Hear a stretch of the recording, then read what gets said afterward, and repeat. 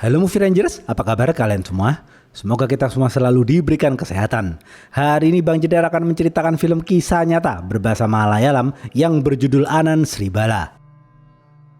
Film ini dibintangi aktor Mollywood Arjun Ashokan dan disutradarai oleh Vishnu Vinay. Oke, langsung aja put your headset on and listen to me.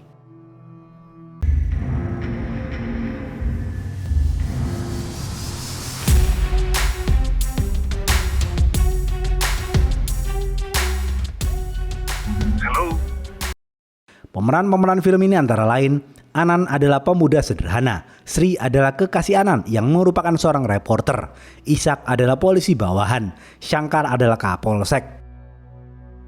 Suatu malam, kedua orang tua mendatangi kantor polisi untuk melaporkan hilangnya putri mereka yang bernama Merlin. Namun, bukannya dilayani dengan baik, laporan kedua orang tua Merlin ditolak oleh seorang polisi bahlul.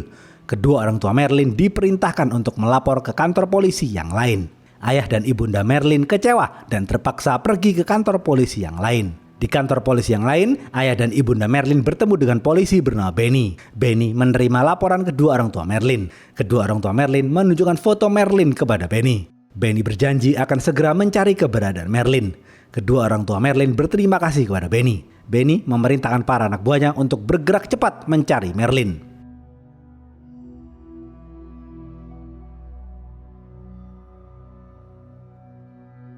Besok pagi, anak buah Benny menemukan mayat Merlin di pinggir dermaga. Ayah Merlin menangis terseduh-seduh melihat mayat putrinya.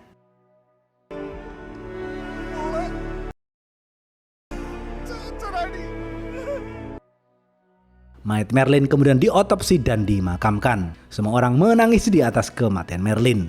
Polisi mengatakan Merlin tewas karena tenggelam.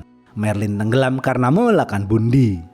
Kedua orang tua Merlin yakin Merlin tidak mungkin melakukan bundi. Berita kematian Merlin menyebar di sosial media.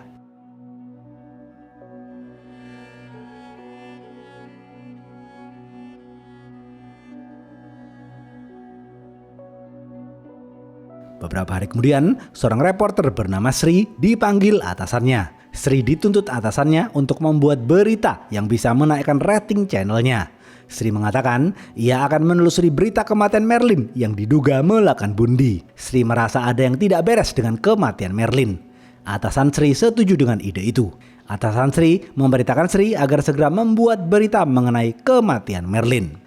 Di sisi lain, dua orang polisi bawahan yang sudah tua bernama Ishak dan Pradip mengobrol santai. Ketika mereka berdua sedang mengobrol, teman Ishak dan Pradip yang merupakan seorang pemuda cerdas bernama Anan sedang membantu Ishak dan Pradip mengumpulkan berkas-berkas kasus-kasus yang belum terselesaikan. Ishak dan Pradip sudah kenal Anan sejak kecil karena almarhum ibunda Anan bernama Sribala adalah rekan kerja Ishak dan Pradip dahulu. Sribala adalah polisi jujur yang pemberani dan berintegritas. Anan baru saja lulus kuliah. Anan ingin menjadi polisi seperti mendiang ibundanya.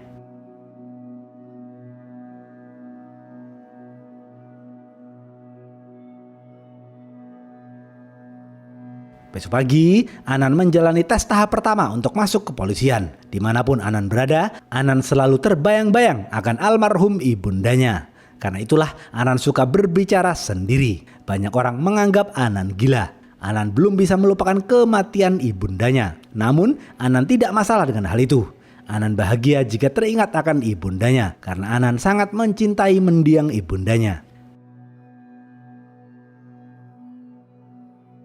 Malam hari, Anan, Sri, dan Ishak berkumpul bersama. Sri adalah kekasih Anan. Anan menyukai Sri karena nama Sri mirip dengan ibundanya. Mereka bertiga membicarakan kasus Merlin. Sri meminta bantuan Anan dan Ishak untuk membuat berita mengenai kasus Merlin. Anan dan Ishak bersedia membantu. Sri kagum akan kebaikan hati Anan dan Ishak yang mau membantunya karena biasanya kepolisian dan media tidak pernah akur. Biasanya kepolisian tidak mau membantu media dalam memberikan informasi. Investigasi dimulai.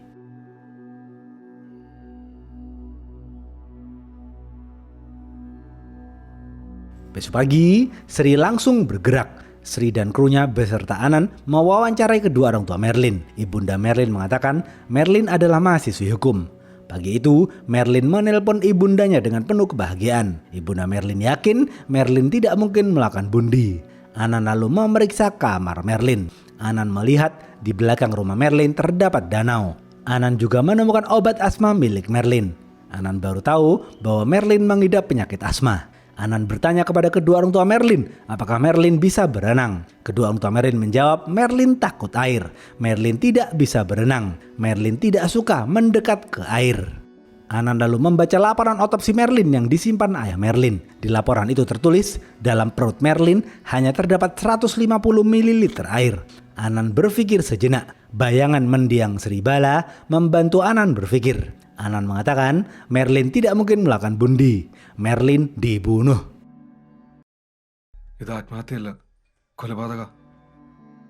Semua orang kaget mendengar hal itu. Malam hari, Anan mendiskusikan pembunuhan Merlin bersama Sri dan Ishak. Anan menjelaskan analisanya kepada Ishak dan Sri. Anan mengatakan di laporan otopsi tertulis jelas dalam perut Merlin hanya terdapat kandungan air sebesar 150 ml. Jika seseorang tewas karena tenggelam, seharusnya kandungan airnya lebih dari itu. Artinya Merlin tidak tenggelam. Merlin juga tidak suka mendekat ke air. Ishak dan Sri memuji kecerdasan Anan. Setelah berdiskusi, Sri mengantar Anan pulang. Di rumah, Anan terus memikirkan pembunuhan Merlin. Lagi-lagi, bayangan sang ibu menemani Anan. Bayangan Sribala mengatakan, Anan, tidak ada kasus yang tidak bisa diselesaikan, karena setiap kasus selalu memiliki petunjuk.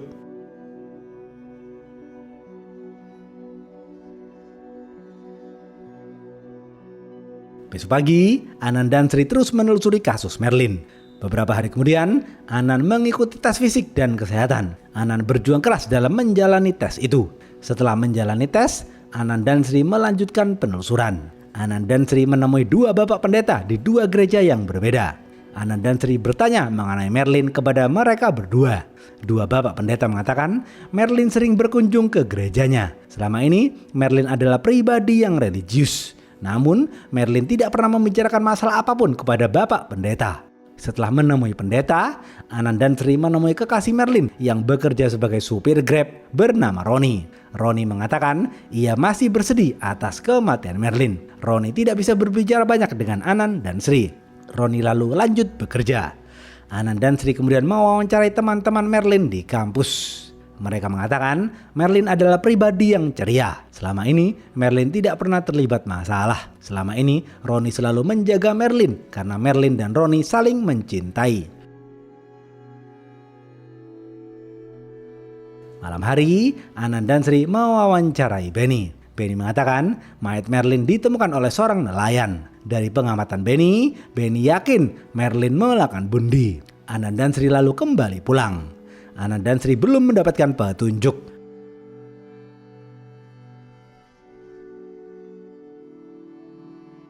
Dua hari kemudian, Sri menunjukkan hasil video penelusuran kasus Merlin kepada atasannya. Atasan Sri mendesak Sri untuk mencari bukti kuat jika Merlin tidak melakukan bunuh. Video itu kemudian disiarkan di channel Berita Sri. Berita itu menyebar dengan cepat. Masyarakat terus mempertanyakan kematian Merlin. Dukungan terhadap keluarga Merlin terus bertambah. Masyarakat dan politisi lokal melakukan protes untuk mendesak kepolisian agar segera mengungkap kematian Merlin. Kepolisian tidak suka melihat berita Sri. Kapolsek yang baru saja dipindahkan di kota itu bernama Shankar dipanggil Kapolres terkait kasus Merlin. Kapolres memerintahkan Shankar untuk menangani kasus ini. Shankar siap menjalankan perintah. Take anyone you want in the team.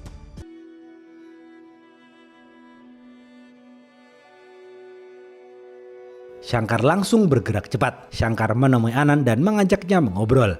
Shankar berusaha menahan Anan agar tidak ikut campur dalam kasus ini. Bayangan Sribala muncul dan memberitahu Anan agar Anan menjadi polisi yang berintegritas. Sribala membisikkan Anan dan memberitahu Anan tidak boleh takut kepada Shankar. Anan mengatakan dengan tegas kepada Shankar, Pak Shankar, meskipun aku belum jadi polisi, aku tetap akan mengungkap kasus Merlin. Shankar tidak suka melihat keberanian Anan. Shankar menganggap Anan gila karena Anan berbicara sendiri.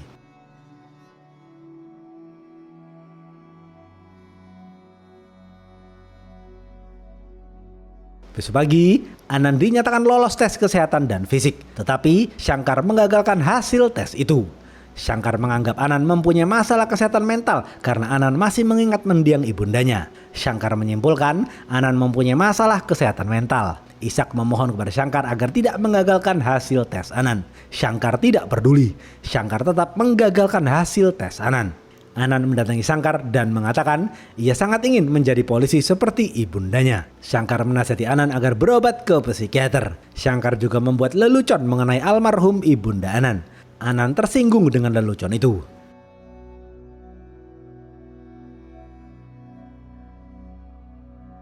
Malam hari, Anand menangis sorang diri. Lagi-lagi, Sri Bala muncul dan menenangkan Anand. Sri Bala mengatakan, Anand, kau tidak boleh bersedih. Kau harus tetap gigih dalam menegakkan kebenaran. Karena tugas polisi bukan untuk melayani atasan, tetapi tugas polisi adalah untuk melayani rakyat. Anand menjadi semangat kembali. Anand lalu menelpon Shankar dan mengatakan ia tidak takut kepada siapapun. Anand tetap akan berusaha untuk mengungkap kasus Merlin. Terlikim Sarah. Merin kes yang terlikim. Shankar tertawa dan meremehkan Anand. Besok pagi, Anand melakukan analisa kasus Merlin di kamarnya. Anand menulis semua petunjuk di papan tulisnya.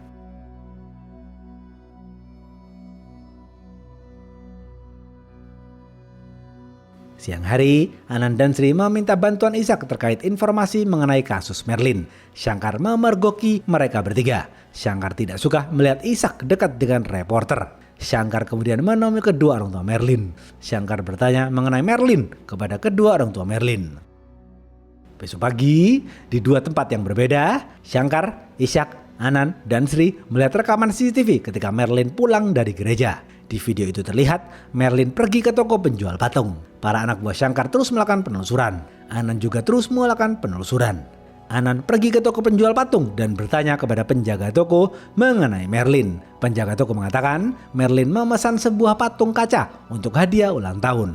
Anand melihat foto patung kaca yang dipesan Merlin. Anand lalu kembali pulang.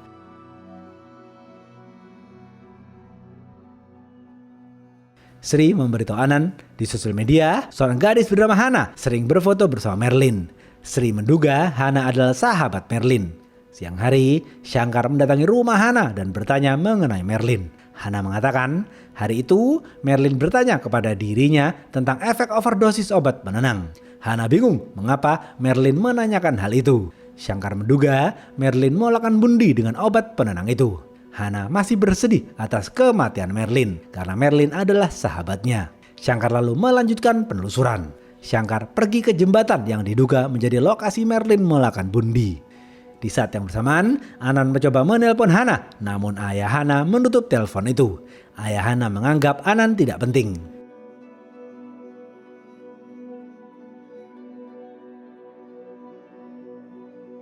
Shankar menemui dokter forensik dan bertanya pukul berapa tepatnya Merlin dinyatakan meninggal dunia. Dokter forensik menjawab dengan tidak akurat.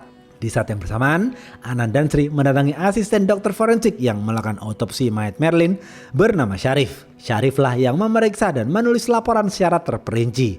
Laporan itu kemudian diberikan kepada dokter forensik. Syarif tidak tahu apa yang ditulis dokter forensik di laporan autopsi itu. Anand bertanya kepada Syarif, apakah Syarif melihat ada sesuatu yang mencurigakan dalam mayat Merlin. Syarif mengatakan ia menemukan anting di telinga Merlin pecah sebagian. Di tubuh Merlin ada tanda-tanda perlawanan.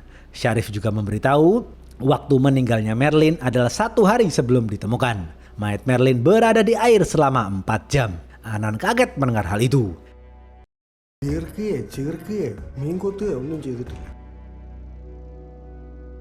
Syarif memerintahkan Anand untuk menemui nelayan yang menemukan mayat Merlin. Anand, Sri, dan Ishak kemudian menemui nelayan itu. Anand bertanya, apakah nelayan itu menemukan kalung di mayat Merlin? Nelayan itu menjawab tidak. Anand merasa ada yang tidak beres. Biasanya, setiap gadis muda selalu menggunakan kalung di lehernya. Anand yakin Merlin pasti menggunakan kalung. Anand lalu pulang dan melakukan analisa. Anand teringat ia belum menelusuri handphone Merlin. Anand meminta bantuan temannya yang merupakan seorang ahli IT bernama Lalu. Anand mengatakan kepada Lalu, nomor handphone Merlin sudah dibekukan oleh polisi. Namun, hingga saat ini handphone Merlin tidak pernah ditemukan. Lalu mengatakan ia bisa membantu menelusuri keberadaan handphone Merlin jika Anand mengetahui nomor IMEI-nya. Lalu menyuruh Anand untuk mencari tahu nomor IMEI handphone Merlin. Anan mencari tahu nomor itu. Setelah menemukan nomor IMEI-nya, Anan memberitahu lalu langsung menelusuri keberadaan handphone Merlin. Setelah ditelusuri, lokasinya ada di Provinsi Tamil Nadu. Anan langsung pergi ke Provinsi Tamil Nadu.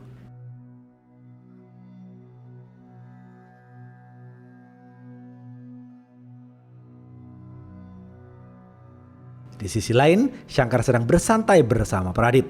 Pradip menghimbau Shankar agar Shankar tidak menghalangi Anan untuk menjadi polisi. Shankar mengatakan ia menganggap Anan gila karena sering berbicara dengan Sri Bala yang sudah meninggal dunia. Pradip kemudian menceritakan kisah masa lalu Sri Bala kepada Shankar. Dahulu, ada kasus pemerkosaan seorang gadis di sebuah desa. Tidak ada polisi yang berani menangani kasus itu karena pelakunya adalah anak pejabat. Namun, Sri Bala berani menangani kasus itu. Bahkan, Sri Bala berani untuk bersaksi di pengadilan. Ketika H-1 Sri Bala akan bersaksi, malam harinya preman bayaran masuk ke rumah Sri Bala dan membunuh Sri Bala. Sri Bala dibunuh di depan Anan ketika Anan masih kecil.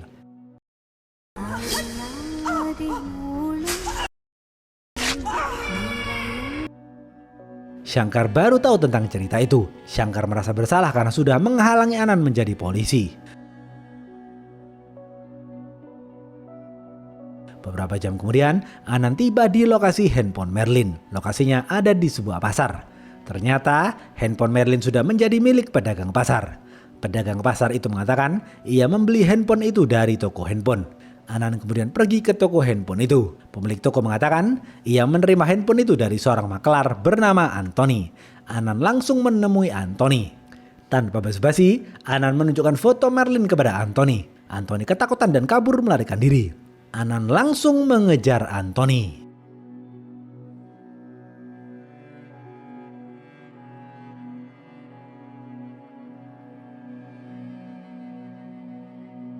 Dari arah lain, Shankar datang membantu.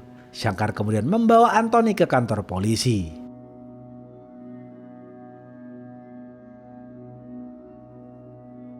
Di dalam mobil, Shankar meminta maaf kepada Anan karena sudah membuat lelucon atas kematian Sri Bala. Anan menerima maaf Shankar. Beberapa jam kemudian, mereka semua tiba di kantor polisi. Anan kembali pulang ke rumahnya, sedangkan Shankar menginterogasi Anthony. Anthony akhirnya mengakui dialah yang membunuh Merlin. Anak, aku tidak pun. Shankar lalu menyita handphone Anthony. Besok pagi, Shankar menelpon Anan dan memberitahu Anthony sudah mengakui dialah yang membunuh Merlin. Shankar kagum atas insting dan kecerdasan Anan. Namun, Anan merasa aneh mengapa Anthony mudah mengakui semuanya. Selama ini, semua teman-teman Merlin tidak ada yang mengenal Anthony. Anan merasa bukan Anthony pembunuhnya. Anan merasa Anthony sedang melindungi seseorang. Anan melakukan analisa di papan tulisnya. Anan terus melakukan penelusuran. Anan meminta data panggilan keluar di handphone Anthony. Shankar memberikan data itu. Anan kemudian pergi ke rumah Roni. Terlihat Ibunda Roni baru saja meninggal dunia. Anan melihat tanggal lahir Ibunda Roni adalah hari yang sama di mana Merlin dinyatakan menghilang. Anan menemui Roni dan mengucapkan bela sungkawa. Di kamar Ibunda Roni, Anan melihat patung kaca yang dipesan Merlin. Anan merasa ada yang tidak beres. Anan bertanya kepada Roni, apakah di hari ulang tahun Ibunda Roni, Merlin datang ke sini? Roni menjawab tidak. Anan yakin Roni berbohong. Anan diam-diam mengambil handphone Roni dan memberikan nomor handphone Roni kepada Lalu. Anan meminta Lalu untuk menelusuri panggilan keluar Roni.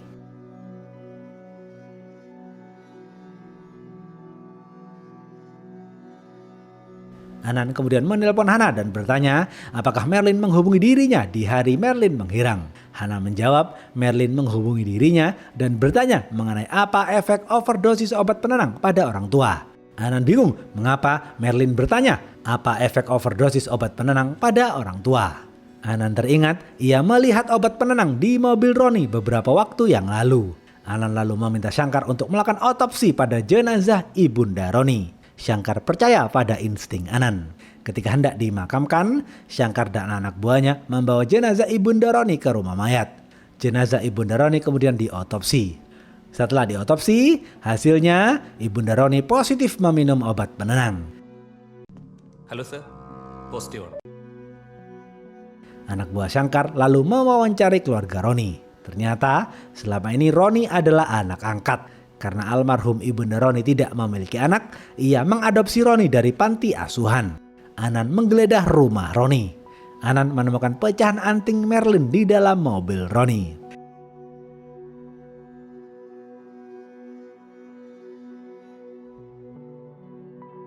Roni langsung dibawa ke kantor polisi. Lalu memberitahu Anan bahwa malam itu nomor handphone Roni dan nomor handphone Anthony sama-sama menghubungi nomor handphone Benny. Anan kaget mendengar hal itu. Ternyata Benny terlibat dalam pembunuhan Merlin.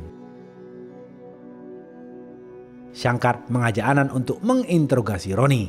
Anan merasa terhormat karena Anan bukan polisi. Shankar mempersilahkan Anan untuk menginterogasi Roni. Anan menunjukkan patung kaca kepada Roni.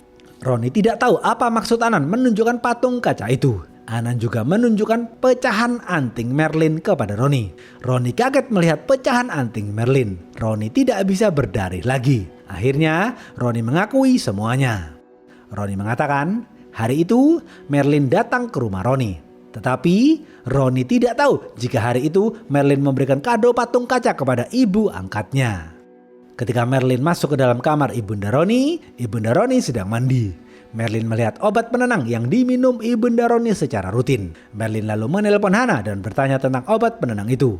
Hana mengatakan obat itu tidak seharusnya diminum orang tua seperti ibunda Roni. Tak lama kemudian Roni pulang ke rumah. Merlin memarahi Roni karena memberikan obat yang salah kepada ibu angkatnya. Roni langsung menarik Merlin ke kamarnya. Roni mengatakan selama ini Roni selalu dipanggil dengan perkataan yang tidak enak oleh ibu angkatnya. Roni kesal dan berniat untuk membunuh ibu angkatnya. Karena itulah Roni sengaja memberikan obat yang salah kepada ibu angkatnya agar ibu angkatnya segera meninggal dunia. Dengan begitu Roni bisa merebut harta ibu angkatnya dan menikah dengan Merlin. Merlin marah mendengar hal itu. Merlin akan melaporkan Roni kepada polisi. Namun Roni langsung membungkam mulut Merlin hingga tewas.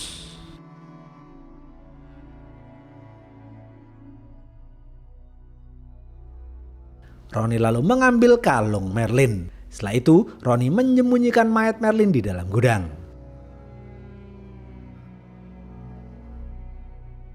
Beberapa kerabat ibu angkat Roni datang untuk merayakan ultah ibu angkatnya. Setelah acara selesai, Roni menelpon pamannya yang tidak lain adalah Benny. Roni meminta tolong Benny untuk membuang mayat Merlin. Benny bersedia membantu asalkan Benny mendapatkan komisi 50% dari hasil penjualan rumah ibu angkat Roni. Setelah mencapai kesepakatan, Benny lalu menelpon Anthony. Anthony langsung datang dan membuang mayat Merlin di sungai.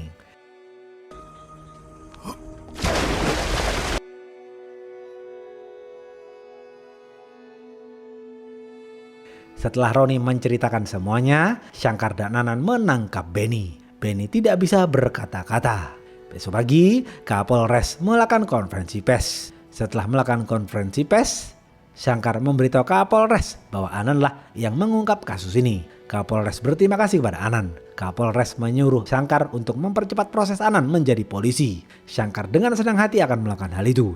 Anan mengatakan, "Bu Kapolres, aku tidak akan merubah sikapku yang selama ini suka berbicara sendiri dengan bayangan almarhum ibuku. Karena ibuku akan selalu ada bersamaku." Kapolres kagum akan kecintaan Anan terhadap mendiang Sribala. Kapolres lalu kembali ke kantornya. Kedua orang tua Merlin berterima kasih kepada Anan. Shankar mengatakan kepada Anan, "Anan, aku tidak tahu Bu Sribala berada di sebelah kananmu atau sebelah kirimu. Yang jelas aku ingin hormat kepada beliau." Shankar langsung melakukan hormat kepada mendiang Sribala.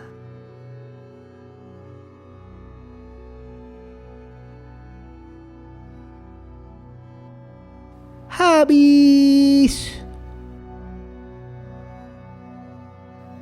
Apa pesan dari film ini? Seorang ibu adalah panutan bagi anak lelakinya. Semoga ibu kita selalu diberikan kesehatan. Dan semoga almarhum ibu kita yang sudah meninggal dunia mendapatkan tempat yang istimewa di sisi Tuhan. Oke, segitu aja video kali ini. Stay watching and see you.